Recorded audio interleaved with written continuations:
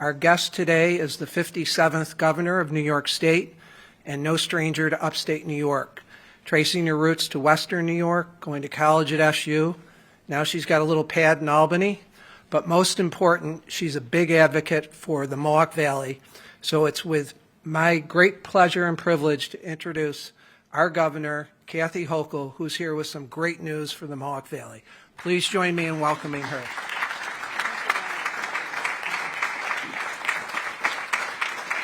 Good morning. Good morning.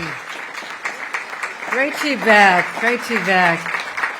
I used to travel all over the state to make sure I could hit all 10 REDCs many, many times over the course of years. So for people particularly like Larry, 14 years leading this extraordinary gathering of people where you put your hearts out there, your brilliant minds, your compassion for your communities, and really making a real difference for New Yorkers. So to the entire REDC, I want to thank all of you for those who are newer and those who have been with us a long time, how grateful I am.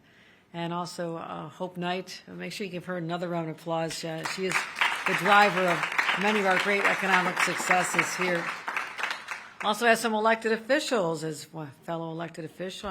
I know they all like to be recognized. And so I also want to give a special shout out to our county executive, Tony Facente, who has been overseeing the transformation of his own county. And it's quite amazing what you've been doing there. Let's give a round of applause to Tony Facente. We have our state elected officials, Senator Joe Griffo, Marianne Buttonshaw, from the Assembly, Assembly Member Robert Smullen. I hear anybody else from the legislature? All right, thank you very much. And we have Nishant Roy from Chobani, and I just want you to go back and tell everybody at Chobani, I'm 3 minutes late for coming in because I had to have my Chobani yogurt before I walked in the door. That is what feeds me every day for lunch and has been for many, many years. And so also MVCC President Randy Van Wagner is joining us. But this takes me back to a place I cherish. I love the history of this region, the great story, the Erie Canal. As we celebrate the 200th anniversary and all the communities that really were born during that time of great exploration and ambition by the government, including the governor back then, who I recall President Thomas Jefferson thought was pretty insane to agree to an idea that you'd literally dig a ditch across the entire state of New York. But it turned out it was a visionary endeavor, and we still benefit from that. And I also know that this is an area that has, everything from Old Forge, the gateway to the Adirondacks, and been through here many, many times on my family vacations, and always stop and enjoy all the attractions, the restaurants, the diners. So I've been coming here my entire life. And even I visited Herkimer Diamond. This place I believe is also like a diamond. And many, many people have yet to discover this. But my job is working through this entity is to continue to stimulate more businesses, so guess what? That brings more jobs here. And we've had incredible success here in upstate because as an upstater, the first upstate governor in 100 years, first one from Buffalo since Grover Cleveland in the 1800s. So it's been a while since you had someone who's really lived the experience of what it's like when our communities that were, our bread and butter was textiles and carpeting and manufacturing ceramics, and all the way over to Buffalo we made steel and photonics in Rochester and Syracuse, air conditioning, and all of those have gone by the wayside. So what do you do in its place?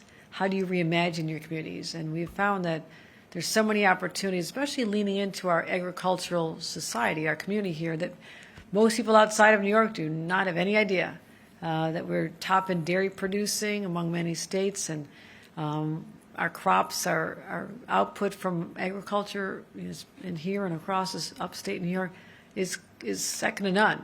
And it's a large part of our landmass is dedicated to agriculture. So we have an opportunity to, foster opportunities for businesses like a Chobani with our really growing dairy industry. It's really important to me. So as I said, we've been part of this community a long, long time, and I just know that there's more we can do as government.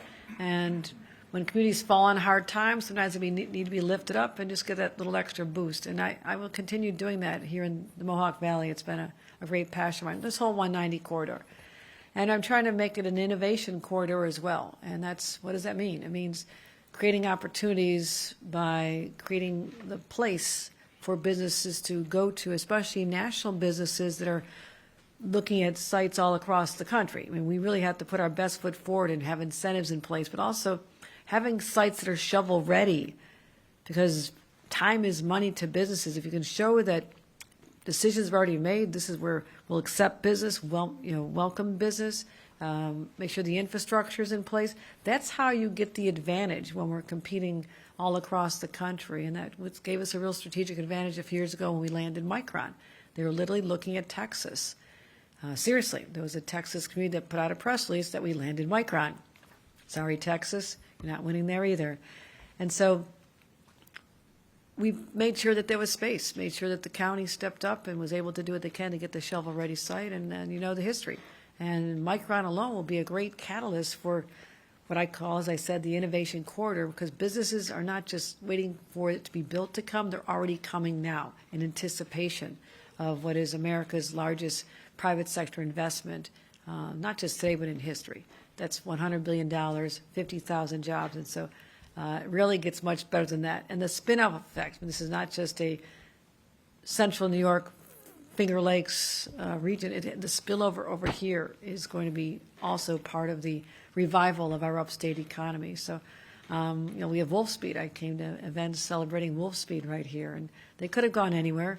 Edward Vacuum, that's again another call I made over to England saying, we hear you might be interested in coming to the U.S. and expanding, and how about being part of the supply chain for Micron and other companies? So they all feed off each other, and that's what I'm talking about, is creating this ecosystem, something that drives what you do at the REDC. How do businesses fit with each other, and how do we attract them, actively recruit them? And so we have to make sure that we have, as I mentioned, shovel-ready sites. I think that is what gives us the leverage and the power to be the winners when there is a competitive environment for companies to go anywhere they want. 2023, I first announced this and had no idea how much growth that this would stimulate just by saying a shovel-ready program across site to help employers expand, but also to attract new manufacturers. And just in 2 years, we awarded over $232 million to 32 projects across the state, and have made improvements to over 4,000 acres of land that is now ready to welcome businesses. That is extraordinary. And many of the sites had been long abandoned or never thought that they would ever come to full life the way they have, and now they've been transformed. Like Siemens in Horseheads and Edwards Vacuum, as I mentioned, in Genesee County. And also Fairlife Manufacturing will be, I believe, I was told at first, the Northeast's largest dairy processing facility, which Chobani is very interested in. And then I found out they may be the largest in the world. They keep expanding. And again, they needed a shovel-ready site and commitments from the state. And so that's going to be transformative. But also, the last time I was here was that April Day when we announced the $1 billion investment. I heard now it's $1.2 billion investment by Chobani right here, 1 million square feet facility, and creating over 1,000 jobs. And that was one of the greatest days of my life, to know that I would never run out of Chobani yogurt because it feeds me, it takes care of me. So that was huge. I had talked to our great friend, the CEO, and met him in New York City. And certainly they get offers from other states. Everybody wants Chobani. But how do we make sure we have the environment where they can stay where they were born, but they also know that there's a lot of people knocking on their door with very lucrative packages, and how do we win that competition? So it was so exciting to be here, but I want to make sure you know that I also believe in this program so much that we added another $100 million to it. It is now over $300 million, and today I want to announce that we have decided where this year's round of $51 million is going to go. So one of the reasons I'm in Oneida County here, you're the big winner. Oneida County is the big winner. We're announcing the $32.6 million for Oneida County to fund critical infrastructure works at the Griffiths Triangle site where Chobani is building.